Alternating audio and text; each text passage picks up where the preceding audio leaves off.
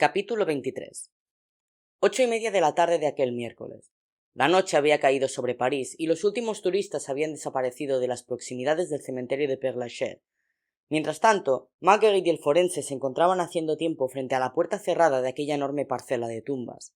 Esperaban a que los últimos empleados de mantenimiento abandonasen el recinto para llevar a cabo su acceso clandestino, ya que lo que se proponían hacer les impedía seguir el conducto reglamentario. Aquel sector aparecía envuelto en sombras, solo mitigadas por farolas de luz tétrica que multiplicaban los rincones oscuros. Las zonas arboladas del cementerio, por el contrario, se veían sumidas en una oscuridad total por culpa de la noche sin luna. El forense encendió un cigarrillo. —¿Es para disimular o has vuelto a fumar? —preguntó Marguerite, apoyada en su coche. —He vuelto. Será por el estrés. —¿Cómo es posible que a un tipo acostumbrado a trabajar con cadáveres le ponga nervioso venir aquí de noche? —quiso saber ella. Resulta de lo más irónico, ¿no? El forense tenía una respuesta muy fácil que justificaría aquella aparente ironía. Si ella supiese lo que él sabía, habría sentido la misma inquietud. Pero la ignorancia de Marguerite la hacía imprudente, y lo más lamentable era que aquella temeridad de la detective lo estaba arrastrando a él. —Ya no queda nadie —observó Marcel haciendo caso omiso de las palabras de la detective, impaciente por terminar cuanto antes. —¿Entramos ya? Marguerite estuvo de acuerdo. Habían estudiado el terreno y sabían qué tramo de la verja quedaba menos a la vista del vecindario, así que sacaron del vehículo una escalera portátil. Ninguno de los dos estaba para escalar rejas, y se dirigieron con discreción hacia el punto elegido. De todos modos, ambos llevaban la identificación policial por si alguien los sorprendía en actitud tan sospechosa. Poco después se encontraban dentro del camposanto, barriendo la noche con los potentes haces de sus linternas. Recuperaron la escalera y la escondieron bajo unos matorrales para poder utilizarla en el momento de la salida. A continuación, se apresuraron a perderse entre los árboles, cargando cada uno en su mochila las herramientas que podían serles útiles para la inminente exhumación. La calma en aquel fúnebre lugar era absoluta, rota solo por algún ruido que llegaba desde el exterior, proveniente de las calles próximas de la ciudad. Allí dentro, la luz blanquecina de las farolas hacía palidecer los senderos de tierra, disolviéndolos en las tinieblas conforme se alejaban del resplandor de las bombillas.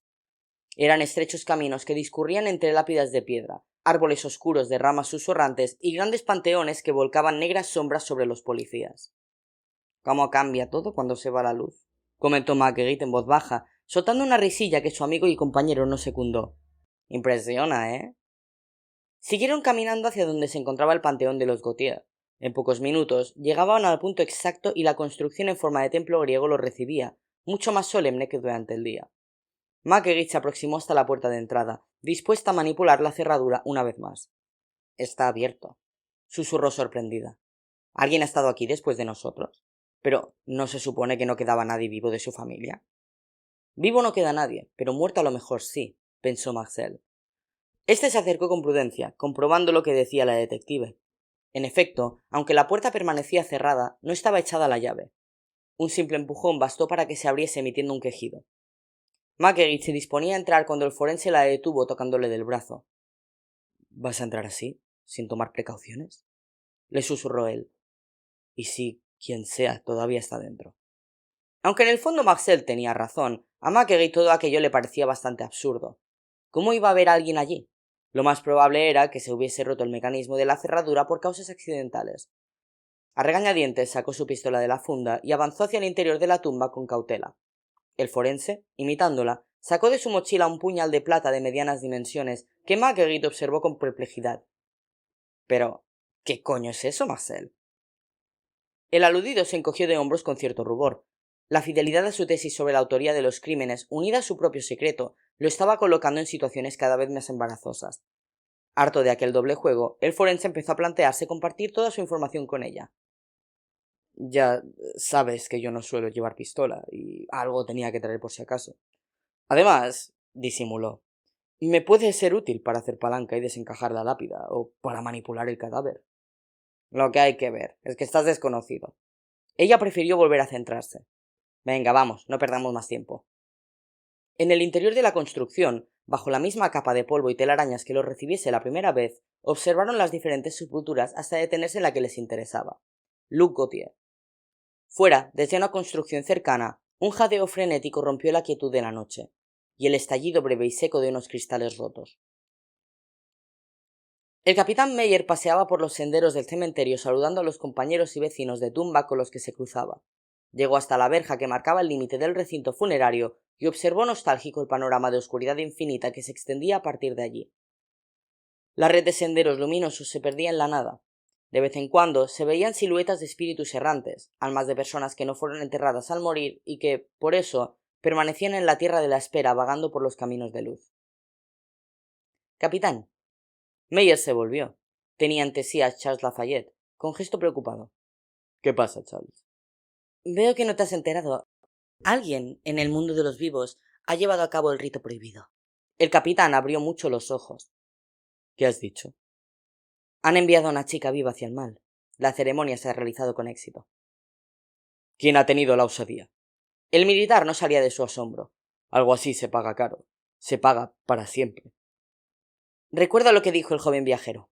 Ha tenido que ser el vampiro. Es el único con conocimientos y poder suficientes para ejecutar algo así. Pero, reflexionó en voz alta, ¿para qué iba ese monstruo a hacer tal cosa? No ha atacado al viajero, sino a una víctima inocente. No tiene sentido. Meyer reflexionó unos instantes antes de contestar. No sé, Charles. Quizás se trata de un sacrificio, de una ofrenda. Si tú vivieras en la oscuridad, ¿no querrías tener contento a tu amo? El aludido se encogió de hombros. Puede ser. Aunque te recuerdo que el vampiro ya no vive allí. Ahora se mueve entre los vivos. De todos modos, aún hay tiempo para hacer algo. El viaje hacia el mal es largo. Así que la chica tardará en estar condenada. Primero tienen que llevarla hasta las profundidades de la oscuridad, y un viajero sí puede adentrarse en esos territorios sombríos para seguirla. Pascal podría rescatarla, si se decide a intentarlo. La misión que Meyer confería al viajero encajaba con su mentalidad de antiguo militar, procedente de un tiempo en el que se luchaba con honor en los campos de batalla, antes de que el arte de la guerra se mancillara con el tinte sucio de traiciones, corrupción y armas de destrucción masiva. Hubo un tiempo en el que la guerra la ganaba el más valiente, el más noble. Meyer se dejaba llevar por su melancolía, consecuencia del tiempo que llevaba guardando en aquel mundo. Un tiempo en que lo peor no era la muerte, sino la cobardía. Una época perdida en la que la victoria no compensaba cualquier precio. ¿Qué propones? Lafayette, con su pregunta, obligó a Armand a volver a la realidad. Si el viajero no vuelve pronto a visitarnos, contestó, le avisaremos a través de un espíritu emisario. La situación así lo requiere. Otra cosa es que responda a la llamada, repuso Lafayette. Aunque eso es algo que no está en nuestras manos. Eso es. Ahora vamos a prepararlo todo, concluyó el capitán rememorando sus campañas militares. Si Pascal acepta su destino con dignidad y acude en busca de la joven rehén, habrá que ayudarle a emprender ese viaje que lo convertirá en leyenda. Pero, ¿crees que está preparado? Dudó Lafayette, temeroso de que Pascal pudiera no volver de aquella aventura inverosímil. Su corazón late, sentenció Meyer. Y la vida es un caudal más poderoso que cualquier arma. Puede conseguirlo. Por sus venas corre sangre joven, intensa, que no debe derramarse en este mundo ni en el feudo de la oscuridad. A pesar de las contundentes palabras de su amigo, Lafayette no parecía convencido. ¿Y el bien? Inquirió el capitán, haciendo un aspaviento. ¿Es que nunca actúa el bien? ¿No ayudará a ese joven viajero en esta ocasión? El mal sí se mueve, y eso no es justo. Meyer sonrió con cariño. Se nota que llevas aquí mucho menos tiempo que yo, Charles. La tuya es una impaciencia de juventud. Suspiró entrecerrando los ojos, que seguía enfocando hacia la negrura, más allá de la verja del cementerio. La perspectiva de las décadas, de los siglos, en cambio, te ayuda a entender todo mucho mejor, y te tranquiliza. El mal sí se mueve, sí. Te tienta, pero no puede hacerte daño salvo que tú te apartes del camino, incumplas las reglas del mundo. El mal no te ataca. Te encuentras y estás donde no debes, que no es lo mismo. Por eso el bien no interviene, para preservar la libertad de elección de tus pasos. Sí, eso lo entiendo. Sé que si me alejo de mi tumba y me pierdo por estas tierras oscuras, puedo caer en manos del mal. Pero el caso de Pascal es diferente. Él se enfrenta a algo mucho más poderoso. Meyer asintió, haciendo un esfuerzo por recordar. Ten en cuenta que es el viajero, no un simple vivo. No obstante, creo recordar que sí hay una figura que representa el bien en torno a la leyenda de la puerta oscura. Se trata de una figura conocida como el guardián de la puerta, alguien perteneciente al mundo de los vivos cuya misión es proteger al viajero. Se supone que el clan de los guardianes transmite sus enseñanzas de generación en generación, aunque no consta que alguna vez hayan intervenido. O en efecto, no ha trascendido, o a lo mejor solo es un mito. Espero que exista ese guardián. Pascal lo necesitará. Aún así... El capitán resopló. Eres difícil de complacer, Charles. ¿En qué piensas ahora? Lafayette se encogió de hombros, con aire humilde. Me sigo rebelando contra el funcionamiento de este mundo, contra la aparente inactividad del bien. No puedo evitarlo ante estas circunstancias. Se detuvo unos instantes. Estoy pensando en esa chica. Ella no ha podido elegir, no ha sido libre y, sin embargo, avanza hacia la oscuridad eterna. Eso es lo que me impide aceptar lo que has explicado, Armand. Me continúa pareciendo injusto. Meyer se tomó unos momentos antes de contestar. Te vuelve a fallar la perspectiva, compañero. Al buscar respuestas pretendes aplicar en el bien la misma lógica del mal, y eso es un error. El bien no funciona igual, no se rige por los mismos principios. Entonces, lo interrumpió Lafayette. ¿Quieres decir que su distinta naturaleza permite al bien no actuar mientras una inocente se condena? Meyer descartó aquel planteamiento con la cabeza, esbozando una media sonrisa. No, querido amigo. El bien, al contrario de lo que tú señalas, ya está interviniendo. Aquella enigmática afirmación sorprendió a Lafayette, que se mantuvo en silencio a la espera de que su amigo prosiguiese para justificarla. Pascal aceptará el desafío, sentenció el militar, y así, sin ser consciente de ello, se convertirá en instrumento del bien. Ahora Lafayette sí entendió las palabras de su camarada en la tierra de la espera, aunque quiso confirmarlo. ¿Quieres decir que la forma de participar escogida por el bien es a través del viajero? En efecto. Pascal no es ningún ángel, pero el bien sí puede servirse de él para llevar a cabo su reacción. Lafayette asintió, todavía con la perplejidad reflejada en el rostro. ¿Y si el viajero fracasa en su misión o no acepta el reto? Cuestionó, inseguro. Meyer se volvió hacia él y le dirigió una mirada intensa. No lo sé, Charles, reconoció. Quiero creer que, en tal caso, el bien dispondrá de otra alternativa. Ojalá no nos veamos obligados a comprobar la respuesta a tu último interrogante. Ojalá. Confiemos en Pascal. Pero basta ya de deducciones. Cortó Meyer con brusquedad. No podemos aspirar desde aquí a comprender la luz. No lo vamos a conseguir por mucho que hablemos. Estamos muertos, pero seguimos siendo humanos. Como nos enseña el invariable paisaje de esta tierra, estamos más cerca del mal que del bien. De ahí que, en el fondo, entendamos mucho mejor la oscuridad. Y de ahí, su gesto se tornó ausente, meditabundo, resignado. La ancestral tentación que siempre hemos sufrido hacia los caminos sombríos. Así es la vida. ¿Y la muerte? Concluyó Lafayette encogiéndose de hombros. Cuando quieras, te ayudaré en lo que precises. Vamos, pues. No hay tiempo que perder.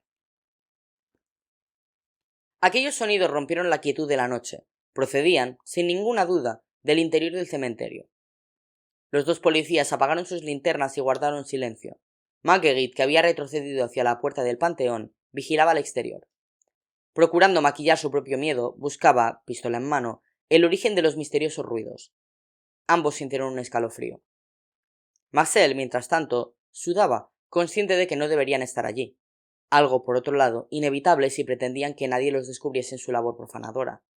El forense miró el arma de su compañera. Pobre ingenuo. Si sus suposiciones eran ciertas, aquellas balas no servirían de nada. No pudo consentirlo. Con suavidad, sacó un revólver cuyo tambor había sido cargado con proyectiles de plata. Ahora se sintió más seguro, aunque solo un poco. Se hizo de nuevo el silencio. Los dos salieron de la construcción que los mantenía ocultos y, procurando que sus pasos no los delatasen, se dirigieron hacia el lugar de donde procedían aquellos sonidos. Los jadeos se reanudaron poco después. Ya no había duda. Procedían de un reciente enterramiento, muy próximo al panteón de los Gautier. Sin embargo, no podían verlo bien porque otras sepulturas se interponían, así que siguieron avanzando en la penumbra, tanteando hasta lograr un ángulo de visión libre de obstáculos. Una figura encorvada apareció junto a una cruz de piedra, ante los asombrados ojos de los policías. La luz de una farola lejana les permitió adivinar su silueta delgada, de movimientos convulsos. Los montones de tierra a su lado delataban que aquel extraño individuo había estado escarbando hasta dar con el ataúd. El tipo, en medio de la oscuridad, se agachaba continuamente para agarrar algo que no terminaron de distinguir. —¡Quédese ahí! ¡Levante las manos! ¡Policía! —gritó Marguerite, encendiendo la linterna al tiempo que apuntaba con su arma. Ella no se esperaba la insólita reacción de aquel individuo, por lo que no tuvo tiempo de actuar. El desconocido, oculto bajo un abrigo, brincó como un felino al sentirse descubierto y desapareció en décimas de segundo entre las tumbas. Marguerite, recuperando el control, se lanzó a la carrera tras el fugitivo mientras le instaba a que se detuviese. Marguerite, espera, es mejor que no nos separemos, advirtió Marcel, echando a correr tras ella. Medio minuto después se detenían, pues el cementerio había recuperado la quietud. Nada se movía. Nos conduce a la zona más densa de árboles, donde no hay luz, observó Marguerite en voz baja. Hay que impedirlo. Dejémoslo, pidió el forense. Si se ha escondido bien, nos llevará horas dar con él. Y tampoco estaba haciendo nada muy grave. ¿Te parece poco profanar tumbas? Le recriminó ella. Es lo mismo que íbamos a hacer nosotros, ¿recuerdas? Aún podemos terminar nuestra tarea. Silencio. Marguerite, incapaz de abandonar su inspección, seguía recorriendo cada rincón, con la pistola por delante. Buscaba como un sabueso. Marcel, cada vez más tenso, vigilaba los alrededores para protegerla.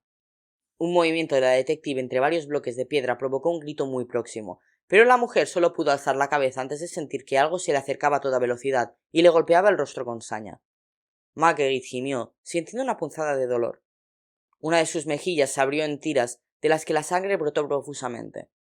Eso no impidió que apretara el gatillo de su arma varias veces, aunque fuera sin ver aquello que todavía la amenazaba con nuevos zarpazos desde la parte superior de un monumento cercano. Sin embargo, sus disparos casi a quemarropa no parecieron hacer mella en el cuerpo del atacante, que se abalanzó de nuevo contra ella emitiendo un aullido estremecedor. La detective se preparó para lo peor.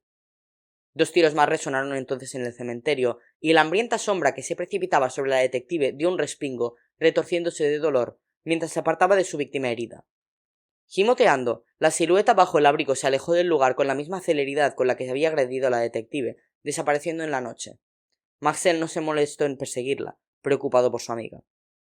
¿Te encuentras bien? Preguntó él. Marguerite contempló sorprendida al forense, erguido y con los brazos todavía estirados sujetando el revólver. Después se apoyó en una losa muy vieja, y esperó aún unos segundos antes de hablar. —¿Pero no decías que no llevabas pistola? Lo interrogó cuando hubo recuperado el aliento. Bueno, siempre guardo un último recurso. Marguerite seguía con la respiración entrecortada, pero sonrió, lo que le provocó un dolor mayor. Eres una caja de sorpresas, Marcel. Y yo que te creía un simple científico, un tipo de laboratorio. Gracias. Te debo una casi tan gorda como yo. Al forense le admiró que, en aquellas circunstancias, ella fuera capaz de hacer bromas. Y yo que te creía un simple científico.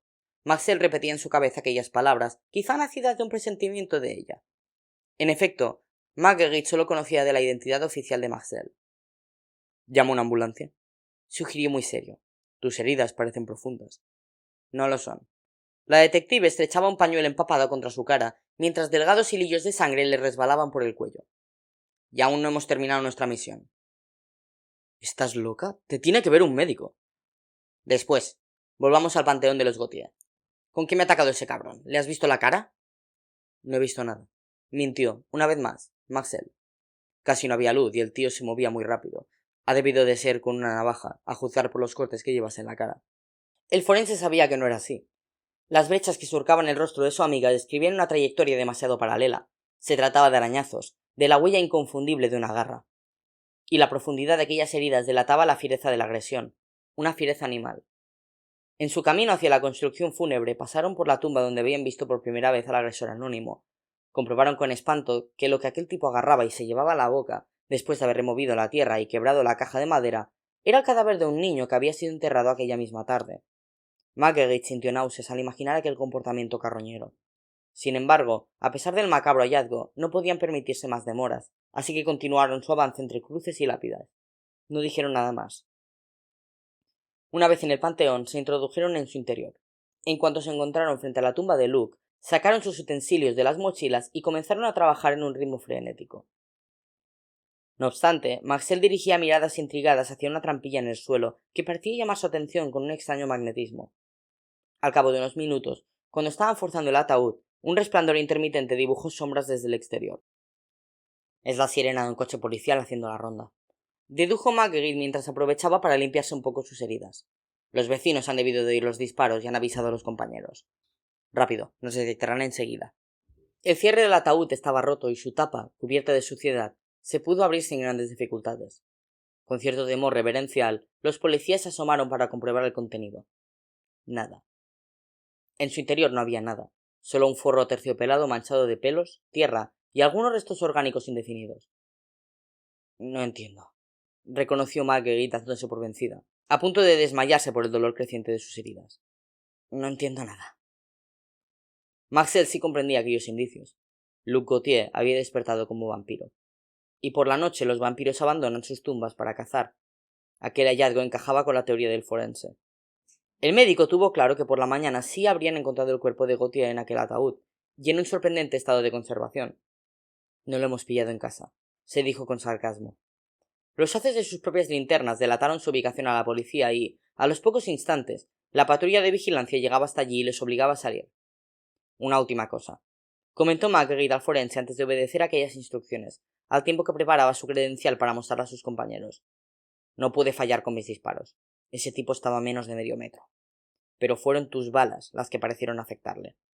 Marcel estaba harto de disimular, sobre todo porque sabía muy bien que tarde o temprano las circunstancias lo obligarían a compartir con su amiga algo de información. Se necesitaban mutuamente. Marguerite, mis balas eran de plata. Reconoció. De plata. Ella le dirigió una mirada intensísima y, sin añadir nada más, atravesó la puerta del panteón con las manos en alto, enseñando su placa. Su aspecto, sucio y con la cara ensangrentada, daba miedo. ¿Cómo se iban a quedar aquellos agentes al darse cuenta de quiénes eran los aparentes vándalos a quienes habían pillado profanando tumbas? Marcel, mientras tanto, se dirigía a la salida del panteón con la mente muy lejos de allí. Había reconocido al atacante de Marguerite, pues lo conocía bien al haber estado trabajando con su maltrecho cuerpo durante horas, haciéndole la autopsia. Terrible. Se trataba de Henri de Lavaux, el profesor asesinado en el Lycée en la noche de Halloween y que apenas llevaba enterrado unos días. Las sospechas de Marcel se confirmaban de la manera más sobrecogedora posible. El profesor había vuelto de la muerte, pero ya no era él. Los tres permanecían en silencio. Tras el dolor inicial, Pascal y Dominique habían pasado a sentirse culpables por lo que le había sucedido a Michelle. Tal vez, si hubieran reaccionado el primer día que faltó a clase, a lo mejor habrían podido salvarla del rito prohibido. Pero estaban demasiado preocupados por la contestación que la chica le debía a Pascal y malinterpretaron la ausencia de su amiga. Ahora se daban cuenta, cuando ya era tarde. Hay más. Como en un espectáculo de magia, Daphne iba extrayendo de la nada nuevos elementos, compartiendo con los chicos los descubrimientos de las últimas horas. Las palabras de la bruja, que parecían arrastrar de forma inexorable ominosos presagios, caían sobre sus oyentes con la fuerza de un estallido. ¿Cómo podía quedar algo por decir, después de todo lo que les habían contado? Dominique y Pascal casi no se atrevieron a pestañear y aguardaron expectantes. ¿Cómo podía empeorar la situación si ya estaban al límite? Me refiero a Raúl y Melanie, continuó la bruja, limpiándose con una manga la comisura de los labios, por la que resbalaba un hilillo de saliva. Según tengo entendido, son los dos compañeros vuestros que desaparecieron la noche de la fiesta, ¿verdad? Los muchachos asintieron en silencio, presintiendo lo que la bruja les iba a comunicar. ¿Eran amigos vuestros? Daphne, que recordaba a los policías buscando restos en el parque, procuró ser prudente, aunque a los chicos no se les escapó el uso del pasado que ella acababa de hacer. No, se apresuró a contestar Dominique. Solo conocidos. Estás insinuando que también han caído bajo las garras del vampiro. Han encontrado sus cadáveres. Yo misma vi a los agentes recuperando restos en el parque Monceau. La policía habrá relacionado sus muertes con el crimen del profesor de Lavaux. Lo presiento, pero aún no lo ha hecho público para no generar alarma en la población. Dominique, que hasta hacía poco había pensado que todas aquellas historias eran meras suposiciones, se vio superado por tantos acontecimientos. Pero, se quejó, ¿por qué ellos?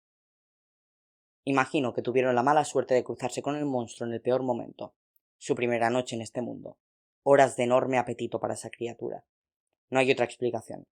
Al menos, a partir de ahora el vampiro reducirá su ritmo de caza, aventuró la bruja.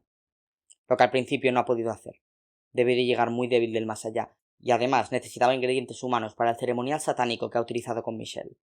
Tampoco le interesa llamar la atención, así que ahora disminuirá su ansia, aunque no sus movimientos nocturnos, claro.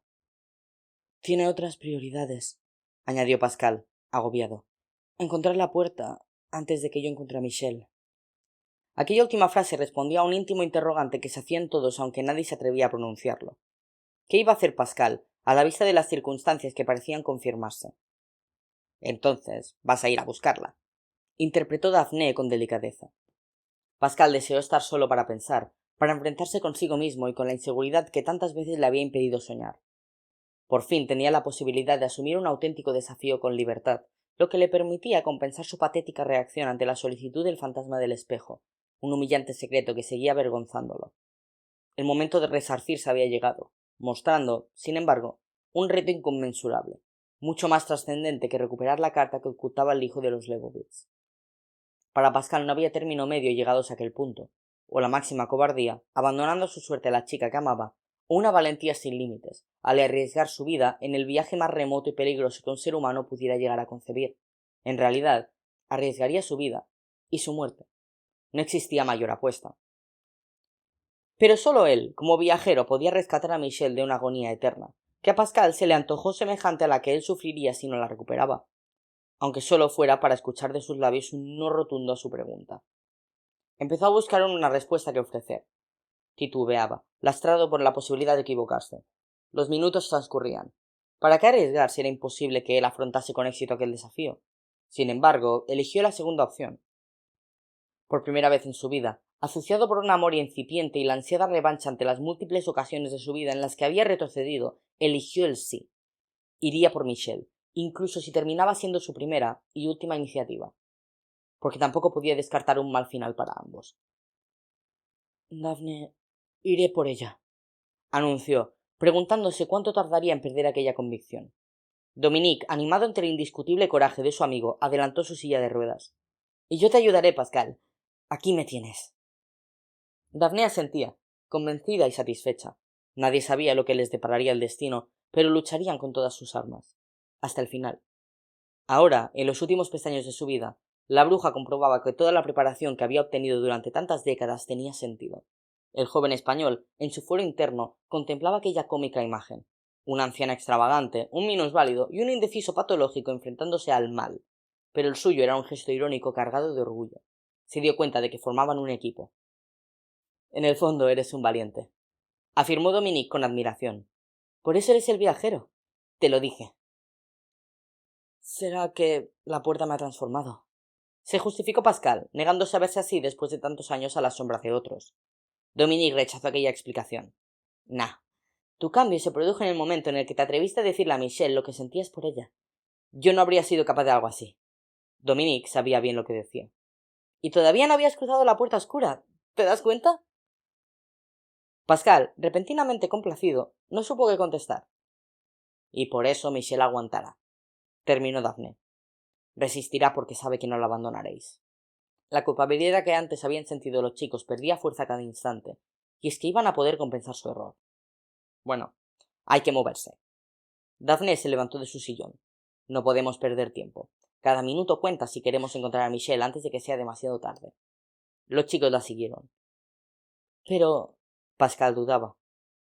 Daphne, ¿tú sabes exactamente qué tenemos que hacer? No tengo ni la más remota idea. Yo puedo ayudarte en este mundo, pero no en el más allá. Por eso tenemos que ir a casa de tu amigo Jules. Debes acudir al mundo de los muertos para explicar lo ocurrido y solicitar ayuda, aunque esperaremos a mañana.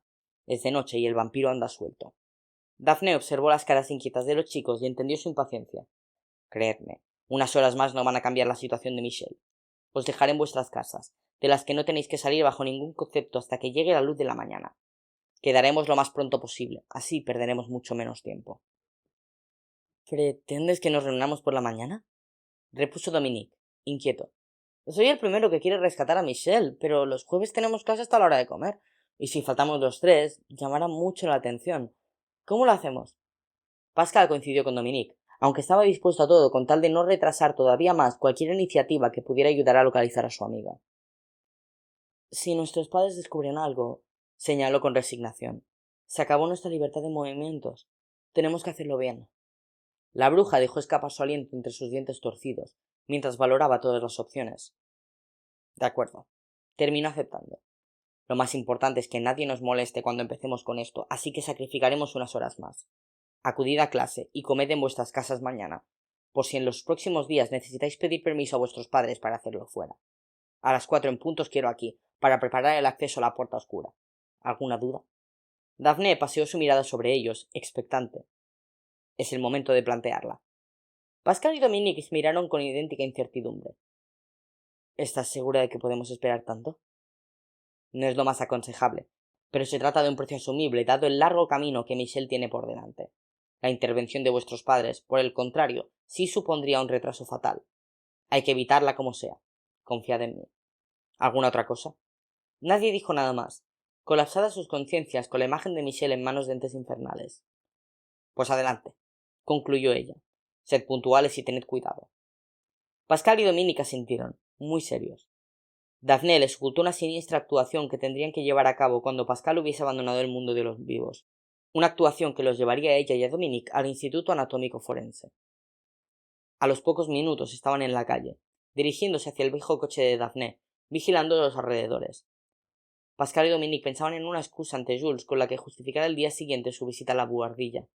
Poco después, incapaces de precisar una buena tapadera, llegaban a la conclusión de que no había más remedio que incorporarlo al grupo de los conocedores del secreto.